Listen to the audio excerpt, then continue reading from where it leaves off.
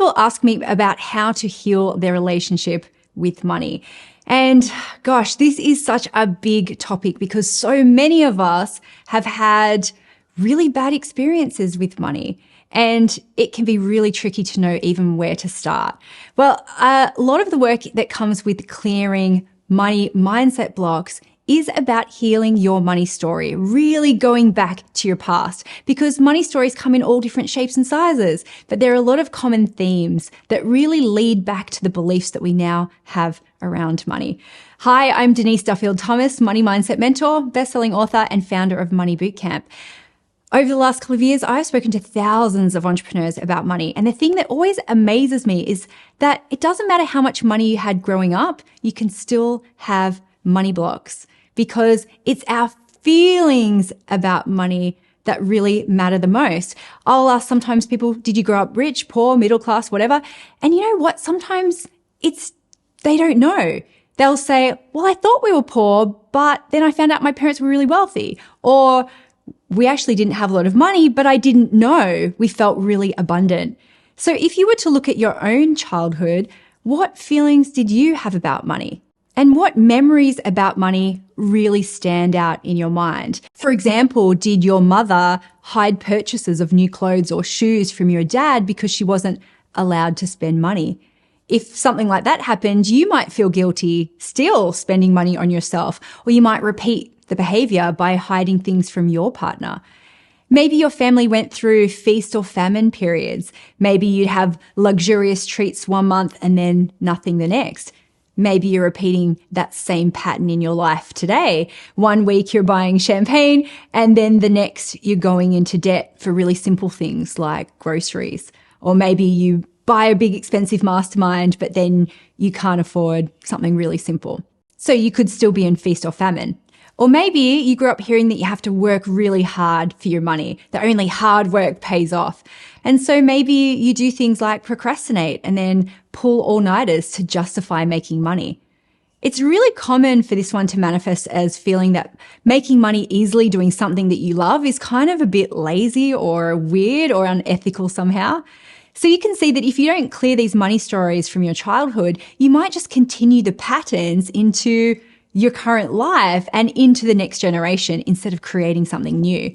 The annoying but kind of interesting thing about these stories is that it might not even be what your parents or family believe themselves. It could be something that they got from their family. But what matters is what you took away from those experiences and the things you told yourself about money. So how do you deal with it? Well, you know what? I love the process of forgiveness to clear some of these stories. And when you're really looking at those stories from your childhood, you can do some forgiveness rituals. You can forgive your parents. You can forgive situations that happened in your life. That's a really great place to start because it will free you up to look at things in a new light and create a new money legacy for yourself, something that will be more healthy and empowering. You can thank your parents for the lessons, good and bad, because they did lead to where you are, and you can choose something different. But you also might need to practice self-forgiveness because you might have some money stories and things that you blame yourself for as well. Past debt, past mistakes around money. And when you take responsibility for those things, you can clear it, deal with it, and then choose something different rather than just following those unconscious money scripts. Now that you're an adult, you can take responsibility for your own money mindset going forward, and you can actually choose more empowering beliefs. And you know what too? You've also got to take into consideration your unique money personality. What's yours and what's your parents'? Now, I love doing money archetype work because I find it so interesting to look at my innate money strengths as well as the things that I learned from my family. So if you actually want to learn about your money archetype, I've got a special quiz for you. You can go much deeper into your money beliefs and your money stories and really look at some of those sabotages. So you can take the quiz at denisedt.com/quiz. It'll be really interesting. Now, back to you and healing your relationship with money. One thing I recommend to do is just to write down some of those little things that stick out in your mind about your past and really just go through them one by one do that forgiveness work and pay attention to some of those things that you've decided about money. And then you can choose something different. The other thing that's really interesting to look at is, what are your parents' money personalities? So I work with the Sacred Money Archetypes framework, and there's 8 different money personalities. There is the accumulator, the really frugal kind of personalities, the alchemists who are all about ideas and possibilities, the celebrity who loves spending money, the connector who's all about relationships, the maverick who likes to break the rules, the nurturer who is always thinking about other people and can be, really put their own stuff aside to help others.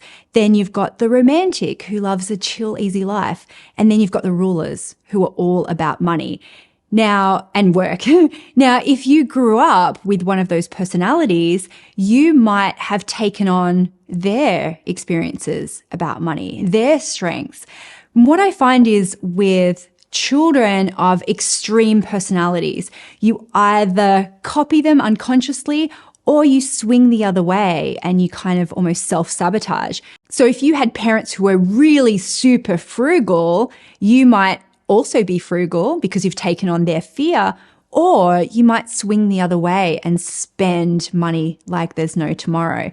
So there's so many layers here to healing your money story, because you've got to look at what's yours and what is your innate money personality, and what you have learnt from your experiences, or from financial trauma, or from just your strong role models that you grew up with. So when it comes to healing your relationship, you have to look at all of those things. And if you're interested in finding out about your unique money personality, you can come and do the quiz too, because when I started to look at the money archetype work, it was very, very healing to look at my strengths and also be really honest about my weaknesses as well. So you can take my money archetype quiz and go much deeper into some of your money beliefs and have some of those aha moments about how to heal your relationship with money. You can take the quiz for free, by the way, at denisedt.com/quiz. You'll get a free workshop. You'll get to understand about your money personality. And then you can go the next layer deeper to heal that for yourself and to understand where you might be coming from. Once you've done that, once you heal your relationship with money, you can then begin your new future. And it really is your time and you're ready for the next step. So go take the quiz and be thrilled to help you to heal your relationship with money.